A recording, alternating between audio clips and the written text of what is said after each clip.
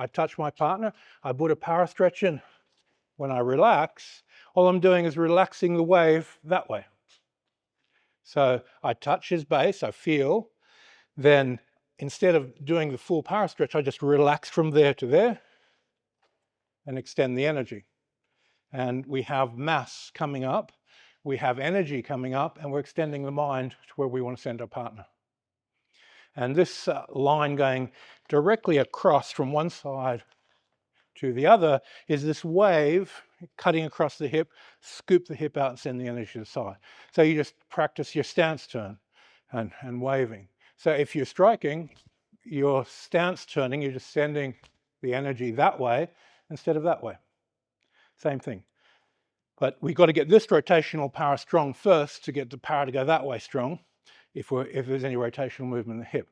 So this power stretch and release from the ground brings the mass and energy up, and then we just give a partner a bounce to the sides.